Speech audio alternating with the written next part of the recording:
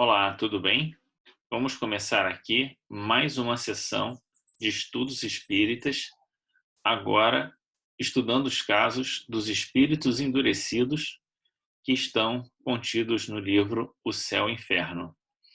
Como você sabe, no livro O Céu e o Inferno há uma segunda parte em que há relatos de espíritos de classificações diversas feitas por Kardec, falando sobre a sua situação no mundo espiritual e o que aconteceu com eles durante a sua última encarnação. Então, nós já fizemos o estudo dos espíritos em expiação terrestre, que eu vou colocar aqui em cima, a chamadinha, e dos criminosos arrependidos, que também coloco a chamadinha aqui em cima, se você não assistiu. Agora estamos começando essa nova série dos espíritos endurecidos, tá bom? O primeiro espírito que nós vamos estudar é Lapomerri, eu imagino que seja assim o, o seu nome, e esse é um caso extenso, então talvez a gente não consiga terminá-lo num único vídeo, já que normalmente a gente faz aí uns 30 minutos de vídeo, tá bom? Antes de começar esse vídeo, vamos lembrar que esse espírito que deu essa comunicação na Sociedade Espírita de Paris, lá no entorno de 1850, é um espírito que continua por aí, né? Em algum lugar do espaço, né? Seja encarnado ou desencarnado. Que ele seja abençoado nessa hora, que Deus o abençoe nessa hora, que Deus nos abençoe para aproveitarmos bem o exemplo que ele nos traz. Muito bem, então vou compartilhar aqui a tela, trazendo aqui o caso. Aqui estamos no capítulo 7. Na verdade, a gente está lendo os casos de trás para frente, né? Eu tinha pulado os endurecidos por causa desse caso desse Lapomerri, que é muito extenso, aí eu fui logo para os criminosos arrependidos, mas agora vamos entrar nele sem problemas. Então vamos lá. O castigo pela luz está aqui, né? A gente vai ler e vai comentando aos pouquinhos.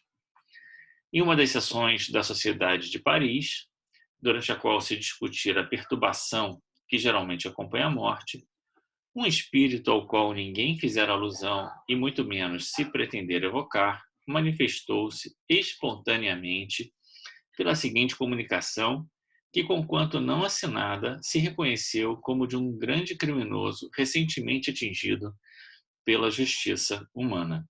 Então, esse criminoso, né, que era o Lapomerri, disse assim: que dizeis da perturbação? Ele devia estar acompanhando ali a discussão, né? Então ele está dizendo: olha, vocês estão falando aí de perturbação, o que vocês sabem sobre isso, né?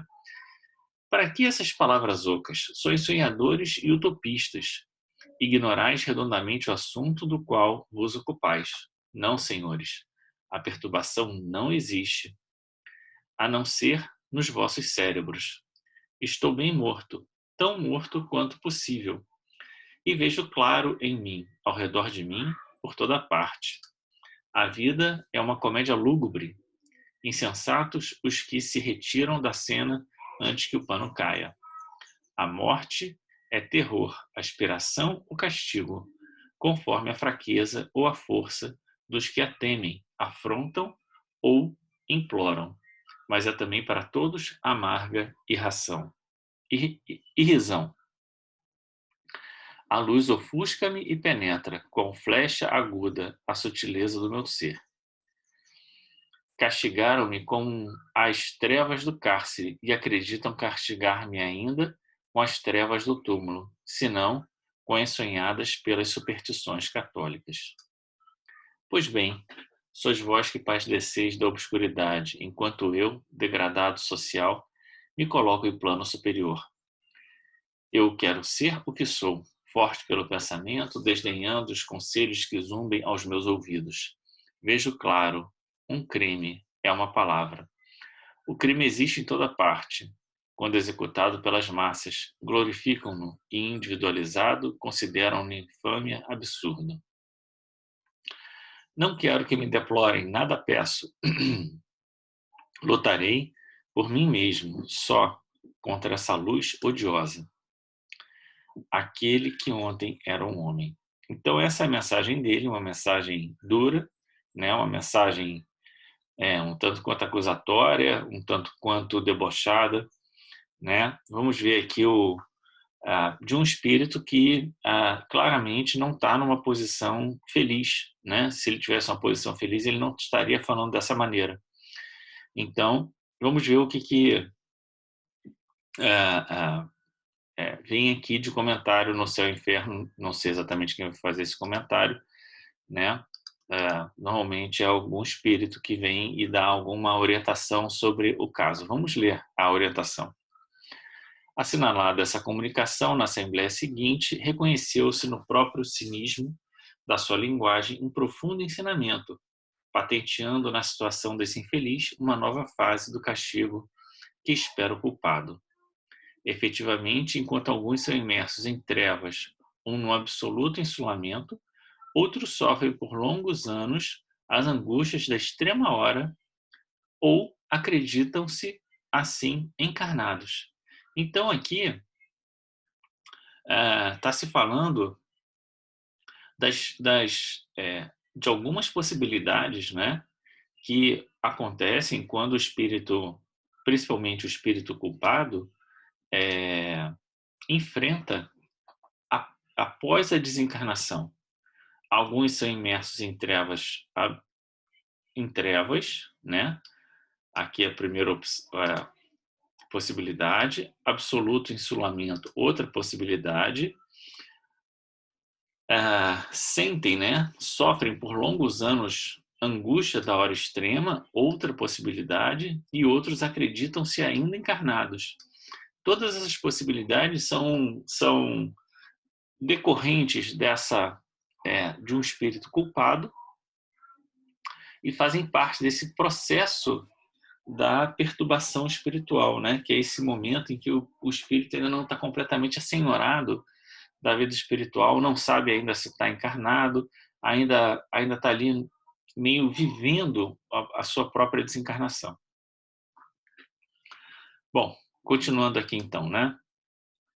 Para estes, a luz brilha gozando o espírito e plenamente das suas faculdades, sabendo-se morto e não se lastimando, antes repelindo qualquer assistência e afrontando ainda as leis divinas e humanas. Quer dizer,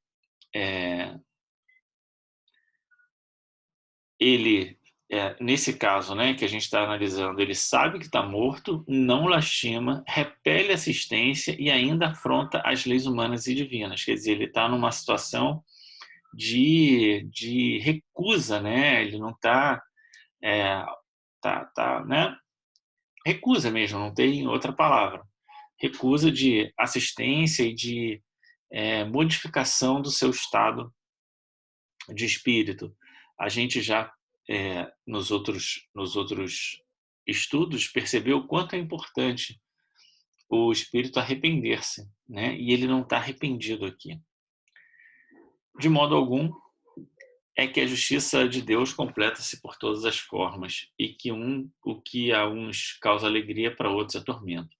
A luz faz o suplício desse espírito e é ele próprio que o confessa, em que pese ao seu orgulho quando diz que lutará por si mesmo só contra essa luz odiosa.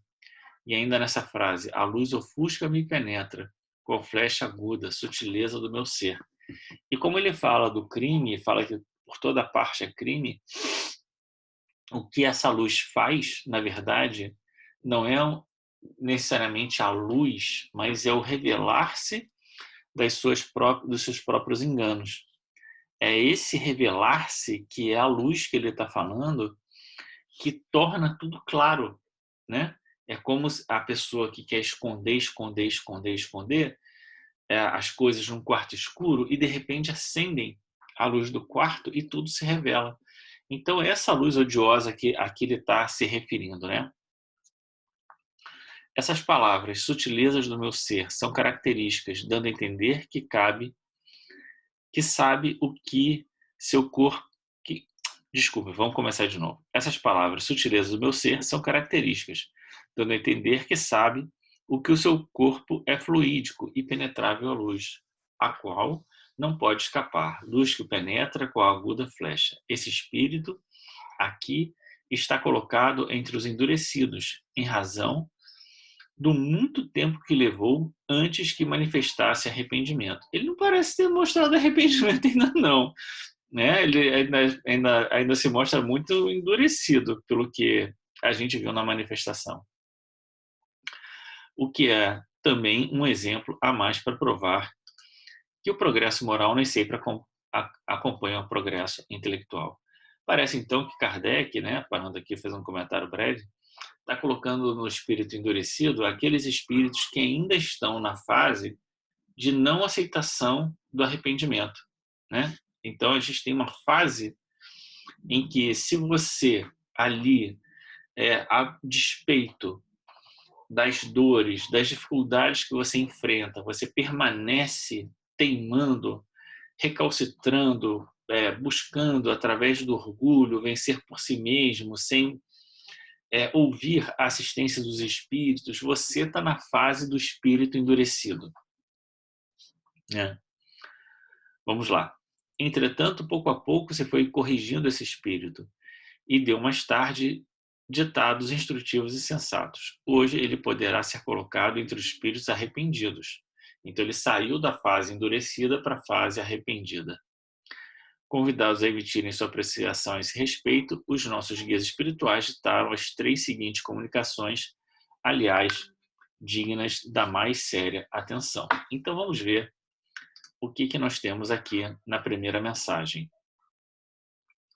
Sob o ponto de vista das experiências, os espíritos na erraticidade podem considerar-se inativos e na expectativa, mas ainda assim podem espiar, uma vez que o orgulho e a tenacidade formidável dos seus erros não os tolham no momento da progressiva ascensão.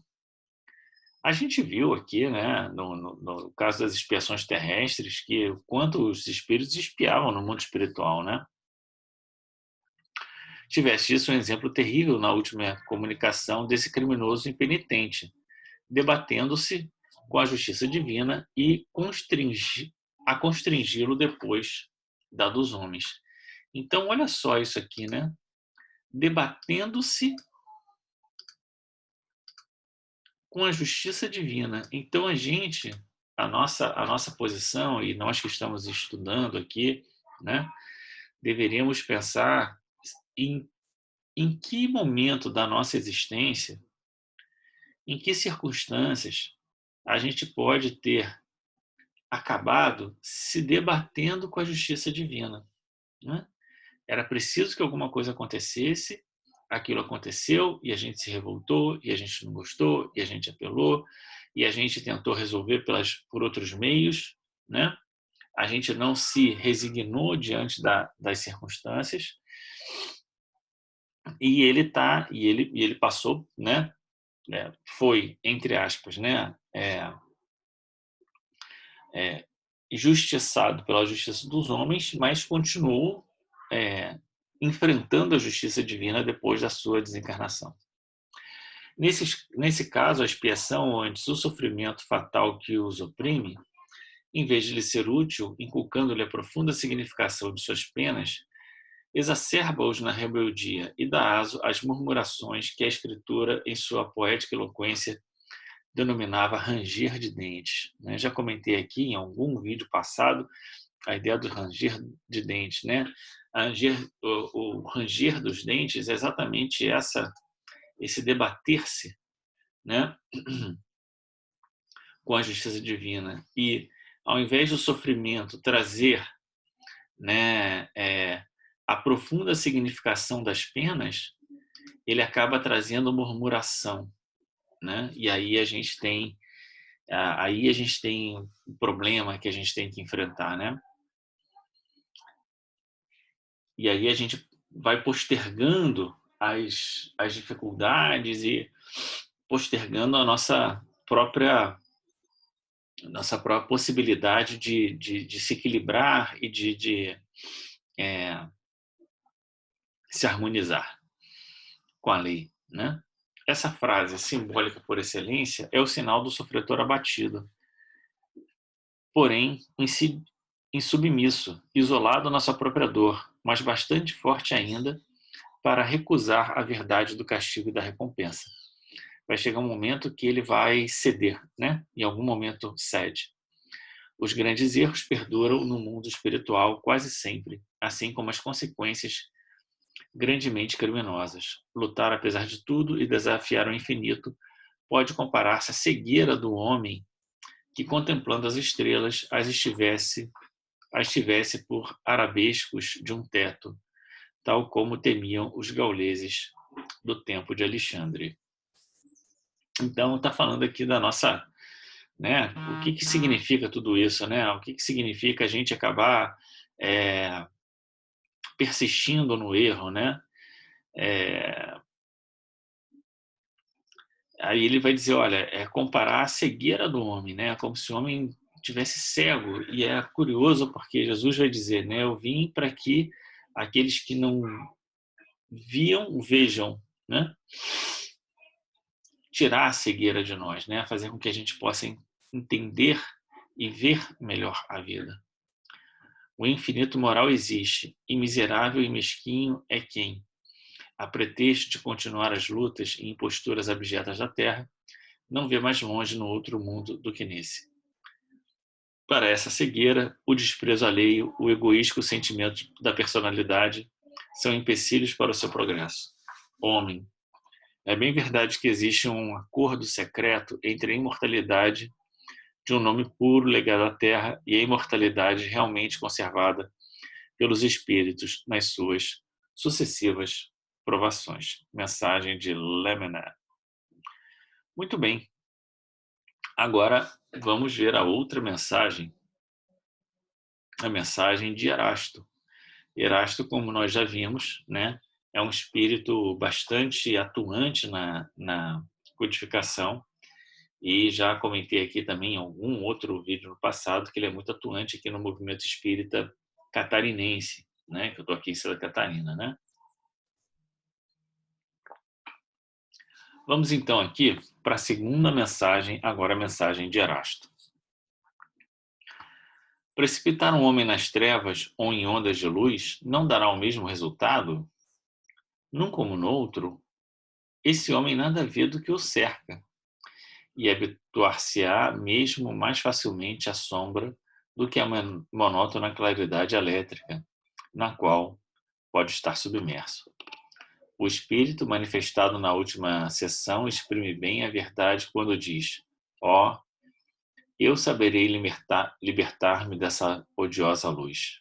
De fato, essa luz é tanto mais terrível, horrorosa, quanto ela o penetra completamente e lhe devassa os pensamentos mais recônditos. Foi aquilo que eu falei, né? Aquilo que eu tinha comentado antes.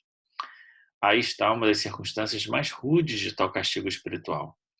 O espírito encontra-se, por assim dizer, na casa de vidro pedida por Sócrates, né? Em que não há segredos a esconder.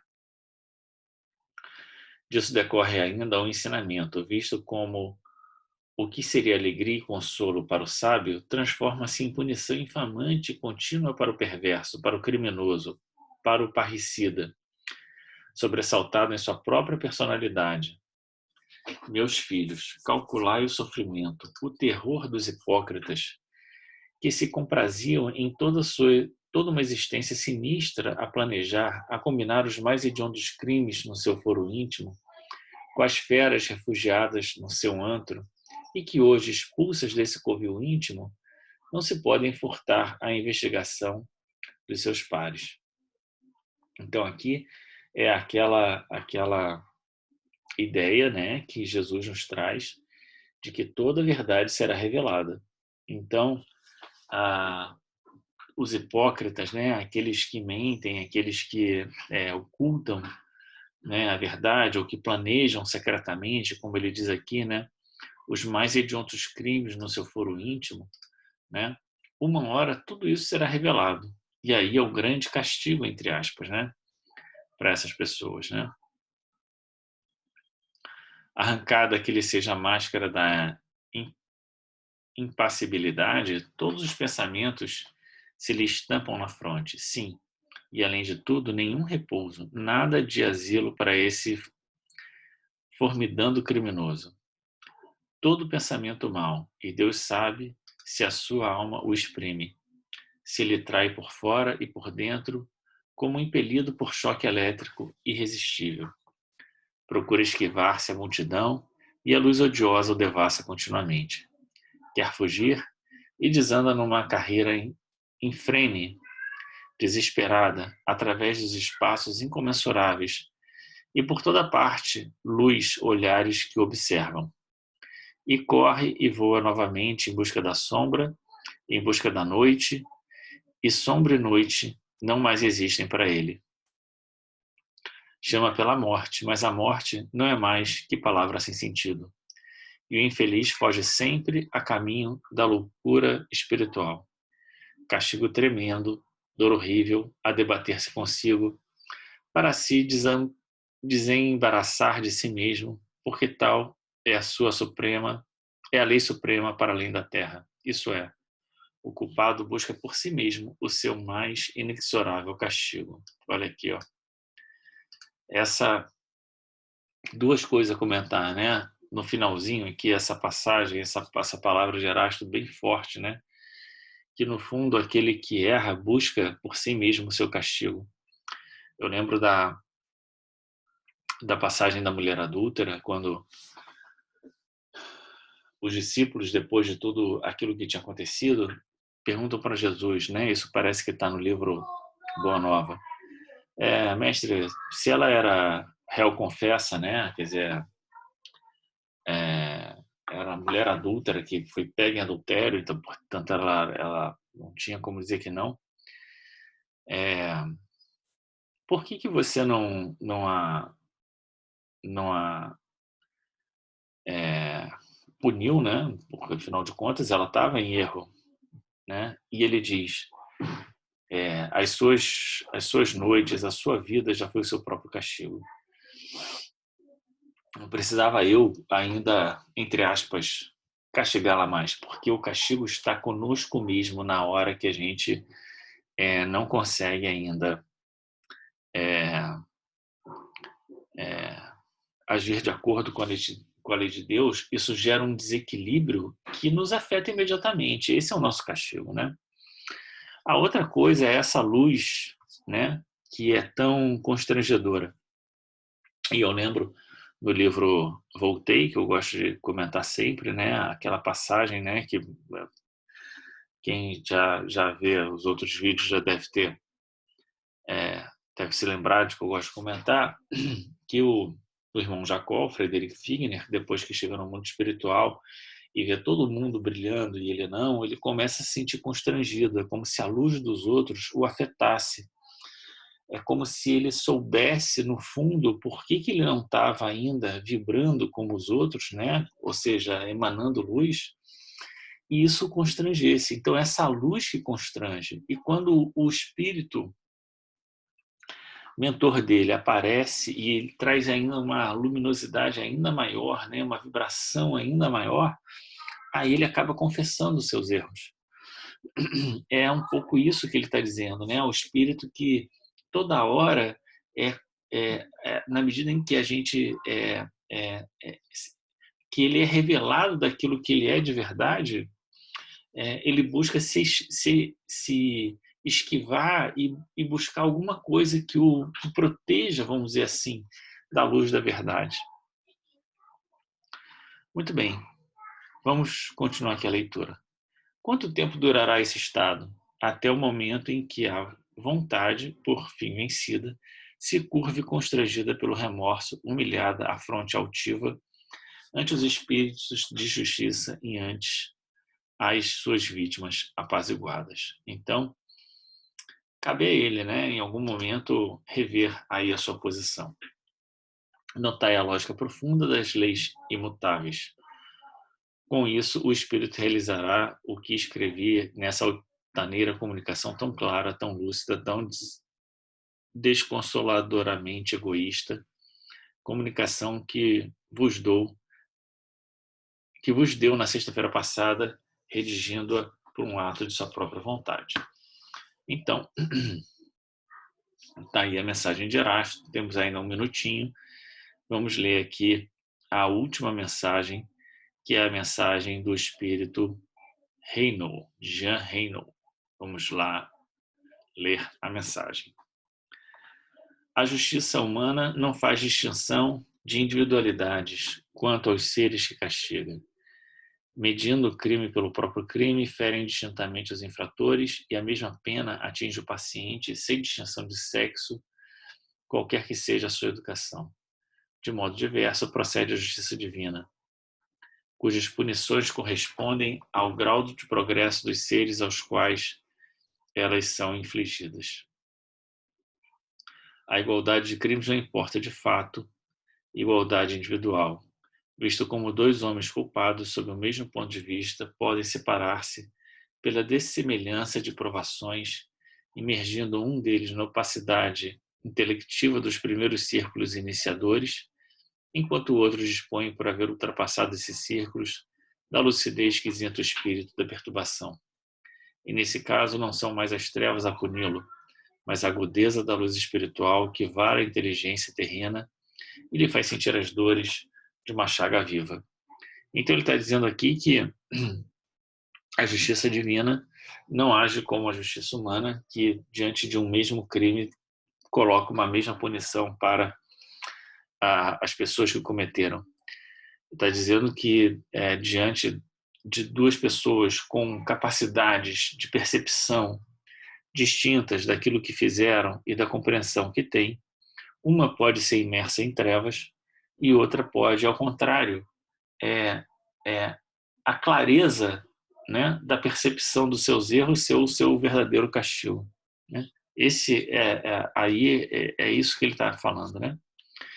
Os seres desencarnados que presenciam a representação material dos seus crimes sofrem um choque da eletricidade física, padecem pelos sentidos. E aqueles que pelo espírito estejam desmaterializados sofrem uma dor muito superior que lhes aniquila, por assim dizer, em seus amargores a lembrança dos fatos, deixando subsistir a noção de suas respectivas causas. Assim pode o homem, a despeito da sua criminalidade, possuir um progresso interno e elevar-se acima da espessa atmosfera das baixas camadas. Isso pelas faculdades intelectuais sutilizadas, embora tivesse, sob o jugo das paixões, procedido como um bruto. A ausência de ponderação, o desequilíbrio entre o progresso moral e intelectual, produzem essas tão frequentes anomalias nas épocas de materialismo e transição. A luz que tortura o espírito é, portanto, e precisamente, o raio espiritual inundando de claridade os secretos recessos do seu orgulho e descobrindo-lhe na inanidade do seu fragmentário ser. Aí estão os primeiros sintomas e as primeiras angústias da agonia espiritual, que anunciam a separação e a dissolução dos elementos intelectuais e materiais componentes da primitiva dualidade humana e que devem desaparecer na unidade grandiosa do ser acabado. Então, aqui ele está falando isso, né, dessa distinção do espírito que já tem um certo progresso e acaba tendo, entre aspas, a repercussão dos seus atos é diferente nele do que no espírito que não fez nenhum progresso, que não tem ainda nenhum tipo de compreensão maior da vida, né? Então, você pode ter isso e ainda agir, como ele diz aqui, como um bárbaro, né? E o tipo e a consequência disso para cada espírito vai ser de acordo com aquilo que o espírito já amealhou durante a sua existência. Vamos terminar aqui com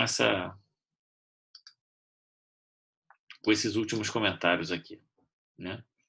Além de se completarem reciprocamente, essas três comunicações obtidas simultaneamente apresentam o castigo debaixo de um novo prisma, aliás, eminentemente filósofo, irracional. É provável que os espíritos, querendo tratar do assunto de acordo com o exemplo, tivessem provocado a manifestação do culpado. Ao lado dessa descrição, baseada sobre um fato, eis aqui, para esclarecer um paralelo, a que foi feita por um pregador durante a Quaresma em... não vou saber pronunciar isso, né? Em 1864, sobre o inferno. O fogo do inferno é milhões de vezes mais intenso que o da terra.